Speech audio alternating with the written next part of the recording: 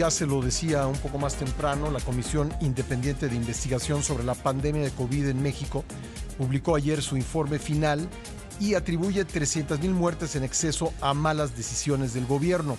Señaló que para no repetir la mala gestión de una pandemia, es necesario que el gobierno tome decisiones asesorado por expertos en salud y apegados a la evidencia científica. Le agradezco mucho al doctor Antonio Lascano, profesor emérito de la UNAM y miembro del Colegio Nacional, que me tome la llamada. Él es integrante de la Comisión de Investigación sobre la Pandemia de COVID-19 en México. ¿Qué tal, Antonio? ¿Cómo estás?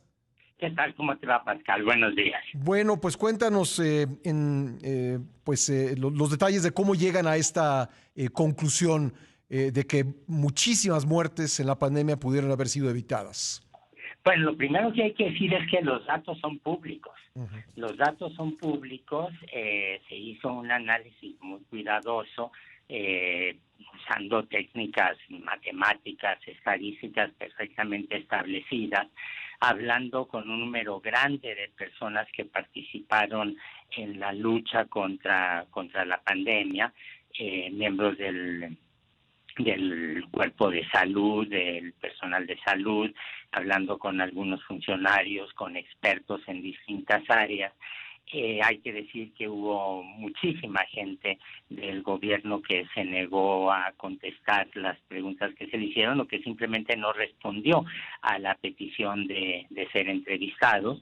Y ¿hubo alguno que sí, Antonio? Hubo alguno que sí, déjame ver. No, los datos como tales están son lo que era público. Y hubo gente que habló a condición de que se conservara el anonimato por temor a la represión que pueda haber, ¿no? A las represalias que pueda haber en sus puestos o yo qué sé. Ahora, creo que aquí hay que decir varias cosas. En primer lugar, hay comisiones equivalentes que están funcionando en todas partes del mundo. La razón es muy sencilla y es que dentro de unos días se cumple el primer aniversario que se declaró formalmente el fin de la pandemia y tienes que evaluar lo que pasó. Las comisiones en todos lados han sido prácticamente independientes y en el caso de México, bueno, atendimos a la invitación que nos hizo el doctor Jaime Sepúlveda, que es un buen amigo, es un epidemiólogo con un prestigio internacional perfectamente establecido. Es una comisión apartidista. Eso no quiere decir que los distintos miembros no tengan preferencias políticas muy claras, ¿no? Pero la intención allí era que fuera una comisión independiente, pero no indiferente, como dijo uno de quienes fueron parte de la comisión. Uh-huh. Las conclusiones son bastante devastadoras en general, tan devastadoras como es el número de fallecimientos, porque en primer lugar se subestimó la importancia del virus.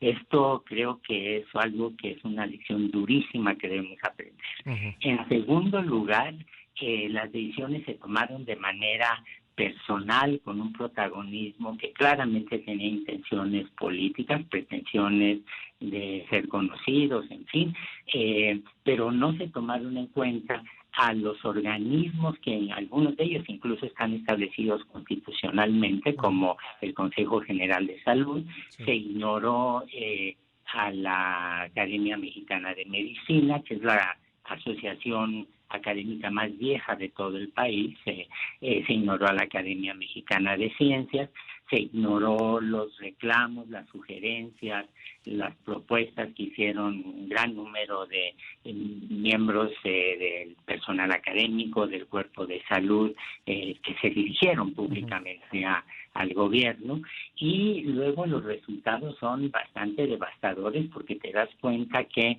si bien es cierto que el aparato de salud tenía una serie de problemas, cargaba con una serie de deficiencias, porque la inversión desde sexenios atrás no había sido la adecuada. Hubo este cambio durante la pandemia, ¿Te acuerdas que se dejó atrás el Seguro Popular, el Sexo y el Insabi? Sí. Hubo una descoordinación brutal y cuando uno examina los datos te encuentras con resultados que son de verdad devastadores. Por ejemplo, en los municipios más pobres, en los municipios más frágiles económicamente, estoy hablando del sureste de México, por ejemplo, es donde el número de fallecimientos fue mayor.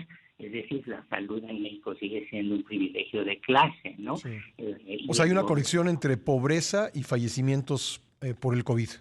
Absolutamente. Y a eso hay que agregar decisiones absolutamente incomprensibles, como la decisión de que la gente no fuera a los hospitales, lo que provocó que se quedaran en sus casas, lo que provocó que cuando se ponían graves fueran a todos esos consultorios que están asociados con farmacias, porque eran los más baratos, o a los médicos particulares y demás, y cuando iban ya estaban en una situación de gravedad muy terrible, ¿no? O en algunos de estos consultorios, sobre todo algunos de los asociados con farmacias, todos los hemos visto, la verdad es que no había ningún control de las autoridades de salud sobre lo que se estaba recetando, sobre lo que se estaba diciendo. Hay que agregar que la falta de insumos fue terrible. México fue el primer país que compró vacunas del extranjero. Aquí hay que hacer notar la labor excepcional que hizo la Secretaría de Relaciones Exteriores, pero nunca fueron en condiciones suficientes. Y luego cuando llegaron, no se atendió la sugerencia de expertos de cómo y dónde aplicar las vacunas. Por ejemplo, el secretario de Salud dijo que a los niños no había que vacunarlos. Por ejemplo, en un momento dado, uno de los secretarios de Salud, el doctor López-Gatell, afirmó que el presidente no representaba un riesgo, sino que tenía una fuerza moral contra el contagio, contra la pandemia y cosas de esta naturaleza. A eso agrega, por ejemplo, y es algo que yo en lo particular me he metido mucho a estudiar porque me llamó mucho la atención la irresponsabilidad con la que se manejó, se empezaron a repartir sin ton ni son cajitas con dosis de ivermectina, convencidos de que esto podía evitar la hospitalización. La ivermectina es un medicamento muy útil para desparasitar a los perros, a las vacas o a los caballos o a los humanos, pero tú no lo puedes repartir así sin ningún control porque te genera resistencia, igual que a los antibióticos. El resultado total es que fue un desastre.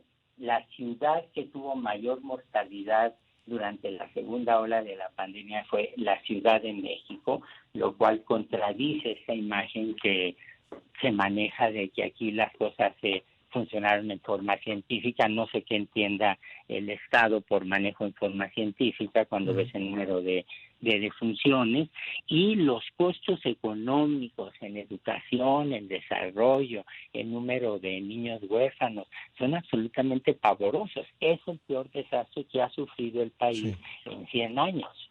Déjame hacerte una pregunta como científico, y a ti te consultamos varias veces durante la pandemia, al compartir información con los miembros de esta comisión, ¿de qué dato te enteraste que, digamos, había pasado para alguien con tantos conocimientos como tú, pasado abajo del radar y que evidentemente los demás jamás nos enteramos?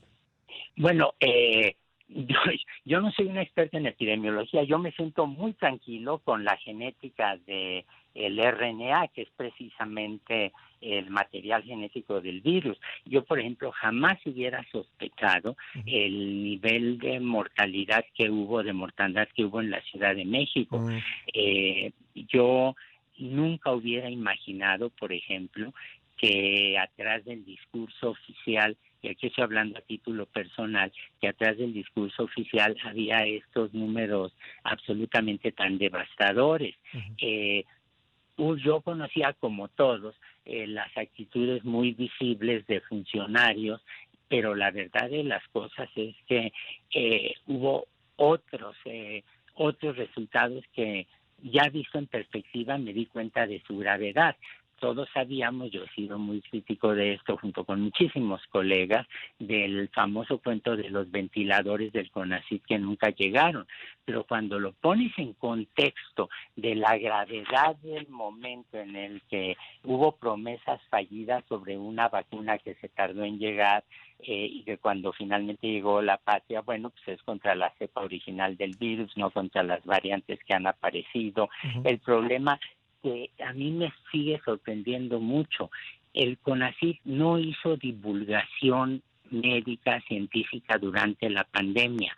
El CONACYT es el órgano oficial que dictamina, que dirige, que coordina las políticas científicas del país. Y si te das cuenta, quienes realmente hicieron divulgación fueron los medios, que en forma muy generosa se comprometieron, nos dieron espacio, la UNAM, las universidades estatales, el Politécnico a través del Canal 11, la UAM, el Colegio Nacional, pero la gente quería saber por qué no puedes ponerte antibióticos contra los virus. La gente quería entender por qué, contra lo que decía el presidente, el Big Vaporub no te iba a quitar el COVID. Ese silencio del CONACYT o de otros órganos del Estado es verdaderamente pavoroso, ¿no? Oye, Antonio, si uno consulta pues digamos las cifras y la comparación que se hacen de distintos países, hay muchos medios, pero bueno, en este caso estoy tomando el Worldometer, y la cifra oficial de muertes por la pandemia en México son 334,958. ¿Sería tiempo de que, con base en las actas de defunción y otra información, se actualizara esa cifra? Yo creo que es indispensable por una razón muy sencilla. Los errores que se cometieron durante la pandemia son errores que se pueden subsanar con una política de salud adecuada, que requiere en primer lugar de una inversión pública muy sólida en el aparato de salud. Eso es algo que tiene que ser independientemente de los partidos políticos, de las personas que estén en el gobierno. La salud, como la ecología, como el agua, como la educación, tiene que tener proyectos transeccionales. Uh-huh. Y yo creo que este es un documento que a toda persona que aspire a una responsabilidad pública se le tiene que dar, se lo tiene que leer, porque efectivamente los números que, como tú mencionas, no corresponden a la realidad, son un indicador de que, como en el futuro vamos a seguir teniendo epidemias, vamos a seguir teniendo pandemias, tenemos que tomar las medidas adecuadas para evitar una tragedia equivalente. Algo que la gente a veces no se percata de ello es que en los últimos 40, 50 años hemos tenido epidemias o pandemias provocadas básicamente por virus de RNA, uh-huh. El SIDA, el chikungunya, el dengue, el Zika, el caso del SARS-CoV-1, el SARS-CoV-2, y uno no puede predecir cuál es la naturaleza del siguiente patógeno que puede provocar una pandemia de proporciones catastróficas, pero sí puedes tener una idea de cuál será su probable naturaleza. De hecho, mientras estamos hablando, te puedo decir que hay varios grupos que siguen haciendo análisis al respecto, y algunos de ellos ya se publicaron en revistas científicas de una enorme seriedad. Un riesgo muy real, por ejemplo, que tenemos es el que el próximo patógeno sea un virus de la influenza. En segundo lugar, otro coronavirus. Sí, ¿Perdón? Lo leí hace poco sobre esto que me estás comentando. Sí, así es. Sí. Y fíjate, por ejemplo, cómo hay una serie de planes, de proyectos para tomar las precauciones del caso. Ayer, precisamente, se publicó en la revista Science. Sí. El proyecto... Antonio, te voy a tener que interrumpir, sí. Perdóname, porque me va a caer un corte y no quiero dejarte a la mitad de lo que estás diciendo. Si puedes esperarme un par de minutos y seguimos, porque me parece muy relevante lo que nos comentas.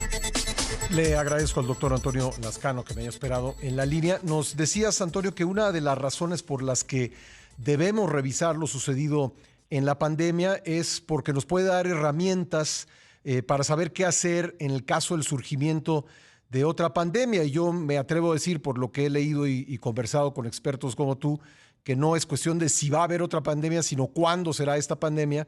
Y me estabas diciendo, le estabas diciendo a la audiencia que probablemente sea una variante de la influenza, la próxima pandemia que tengamos que vivir en México y en otras partes del mundo.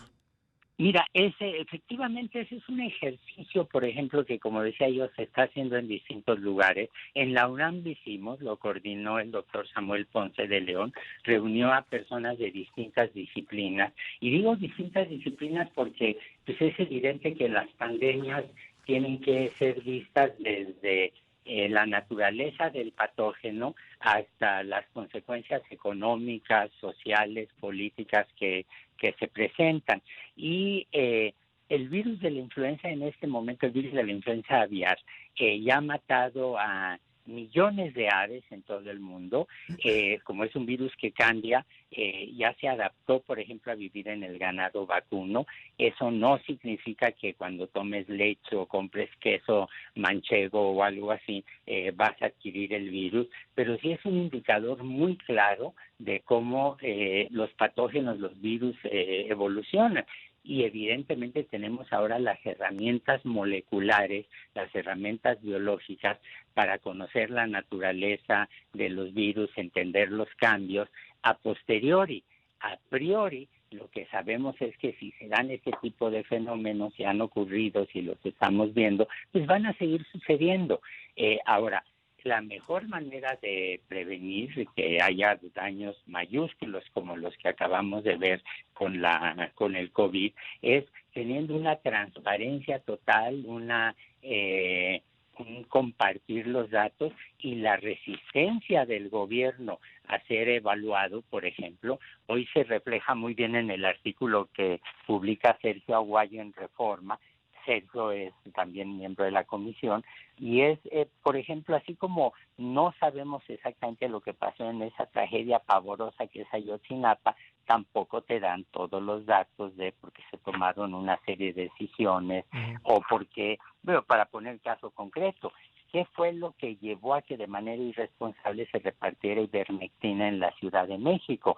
No suena muy científico el haber decidido hacerlo, ¿eh? Pues no, y además ya después, leyendo las consecuencias que puede tener el mal uso de este medicamento, pues es una de tantas cosas que nos deja realmente pues con la incertidumbre de cómo se toman las decisiones a nivel gubernamental. Así es, y cómo aún en situaciones de emergencia, la legislación mexicana prevé exactamente cómo se debe funcionar para poder responder. Esa legislación no fue atendida por las autoridades. Como la convocatoria del Consejo General que mencionabas. Por ejemplo, Pues, exactamente. Antonio, de veras te agradezco mucho el tiempo que nos has destinado esta mañana y ojalá que estos hallazgos, estas conclusiones de la Comisión Independiente de Investigación sobre el COVID se tomen en cuenta, sobre todo. Bueno, yo diría, no soy abogado y tú tampoco, pero pues yo diría que tendría que haber consecuencias legales de lo que se hizo mal y lo que no se hizo, pero sobre todo a futuro en el caso de que aparezca una nueva pandemia en nuestro país. Gracias, Toño, un abrazo. Que estés muy bien, Pascal. Buen día. Gracias, el doctor Antonio Lascano.